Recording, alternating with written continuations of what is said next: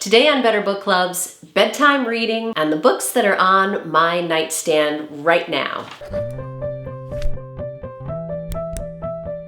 So I'm one of those people who wishes she had more time to read, but I have this kind of fear of missing out, and I often think it'd be really great to read a book, but I could really just spend a little bit more time getting some work done. Even stuff like paying the bills and doing the laundry and washing dishes often takes priority over sitting down and enjoying a good book. What that means is I end up reading pretty much at bedtime. And bedtime is not the best time to read. It's great in the sense that you get a little bit of reading done every day, but if you're anything like me, I really only get maybe 15 or 20 minutes in before I fall asleep. And then I find the next night, I sometimes even have to back up to remind myself of what I read the night before. So it takes a really long time to read a book that I'm reading at bedtime. The other thing that happens with my bedtime reading is that I find I have to choose particular kinds of books so that I sleep okay, because I don't want to read anything that's too disturbing, that gets my mind going, and then I can't sleep well. So it has to be something fairly calm and soothing as opposed to something that's going to excite me or disturb me in some way. Unfortunately, I've kind of trained myself now that I have to read before I can fall asleep. So I'm kind of reading myself to sleep. I don't know, maybe that's okay, but it's certainly not the optimal way to read a book in those teeny tiny little bits. So I'm thinking about how I can build time into the rest of my day to spend a little bit more time reading. I would love to hear some suggestions from you on how you've carved out time in your life to read, because some of you read way more than I do. I read a lot for work and for teaching, but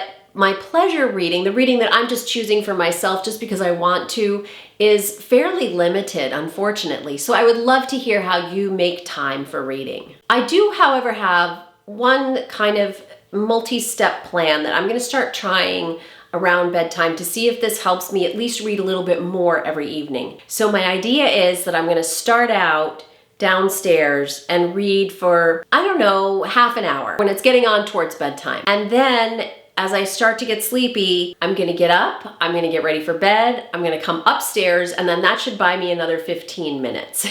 So we'll see if this works. I'm gonna report back to you later and let you know whether this little bedtime reading plan is working. So let me share with you the books that are actually on my nightstand now that are appropriate for bedtime reading. They are books that I can read in smaller chunks, and they're books that I find kind of calm or soothing or just pretty mellow. So I've got 10 books here. They're not all books per se. I've got 10 pieces of reading material here. This is like an archaeological dig, because as we get to the bottom of the pile, we're gonna get to some books that are still here and never quite made it to the top. Something got put on top of them. Let me show you what I have on my nightstand. We're gonna start at the bottom and work our way up to the top, which is the book that I'm actually reading at bedtime right now. So at the bottom of the stack is this book, The Righteous Mind: Why Good People Are Divided by Politics and Religion by Jonathan Haidt.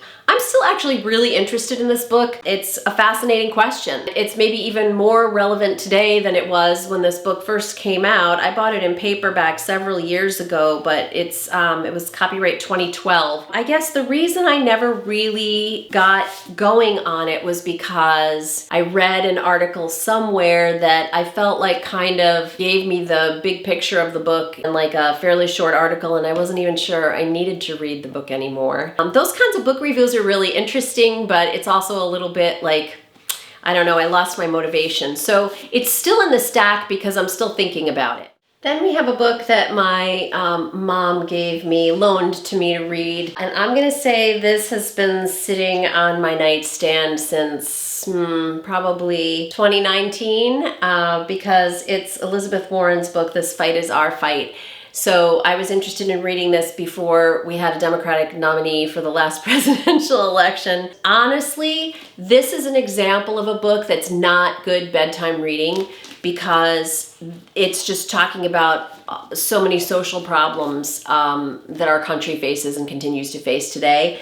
And I just really, it was not good bedtime reading. And then I just never got around to reading it. It's still sitting on my nightstand, I guess, because I have to give it back to my mom or give it to the library, or I don't know. Then I'm going to give a shout out to my writer friend, Emily Barton. This is her book, The Book of Esther. I actually still really want to read this. I don't know why I haven't read it yet, because I'm really interested in reading it. I really love her work. It says on the inside flap here, a boldly original novel that reimagines history, mysticism, and identity as it follows a reluctant warrior's quest to save a nation. It's about, well, as it says, the Book of Esther. It's about Queen Esther. I mean, I really don't know anything about it because I haven't read it. So this is sitting on my nightstand saying, you have to read me. Why haven't you read me yet? I don't know. I have no idea why I haven't read you yet. I promise I'm going to. Check it out, and also check out Emily's other novel, Brookland, which I also really loved. Then I have a copy of One Story. This is a literary magazine that sends just one story at a time. I think this is a story that I haven't read yet. Sometimes I read them right away when they come, and because it's such a skinny little thing, I didn't even know it was there until I just went through the pile. So this is a copy of One Story that I can get back to.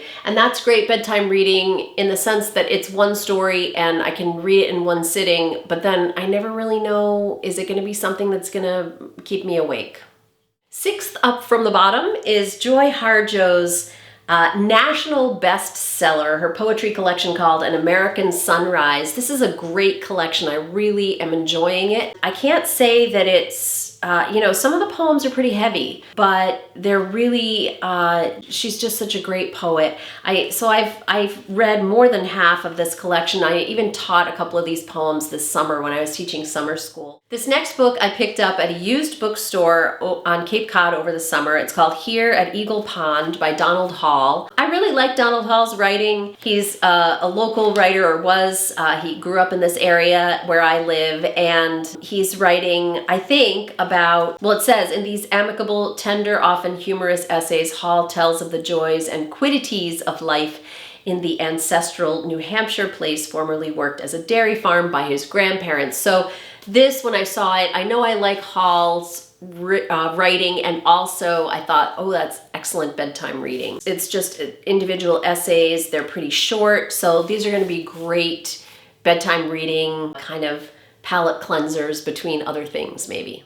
This next book is on my nightstand because I was going through our bookshelves looking for something else, and I came across this collection of stories by Rebecca Schiff. It's called The Bed Move. It was published in 2016. I haven't read any of these stories yet, but I just I happened to pick up the book and read the back of it while I was looking for something else and thought, oh, this looks pretty good. So I stuck it on my nightstand, but I haven't started it yet. Then we have A Total Outlier. This is a book that I put in a bag of books that I was giving away, and somebody pulled it out because it's inscribed to me by my dad. And it's a book that I got for high school graduation that, I'll be honest, I don't think I ever read, but it looks like it's got one-page life lesson kind of things. And I looked at it and I was like, maybe these are going to be meaningful to me now in a way that I wasn't ready for as a graduate. I'm going to read them.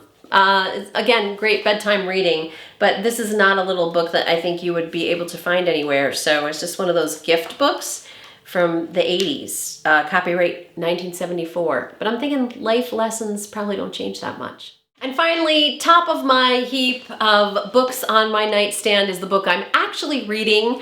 I've talked about it in some other videos. It's a biography of Sylvia Beach called Sylvia Beach and the Lost Generation, A History of Literary Paris in the 20s and 30s. It's about her bookstore, Shakespeare and Company, and many of the authors that she knew and came into contact with, most notably James Joyce. She was the original publisher of Ulysses. I'm on page 151, and this book is about 400 pages, a little over 400 pages long. I'm really interested in it, but it's tough going because, first of all, you can see how dense the text is, but also it was written after biographies started to change, like become more new journalism, more storytelling. But this one is really a more traditional biography in the sense that it's like chronologically, first this happened, then this happened, then this happened. I just am finding it like pretty slow going.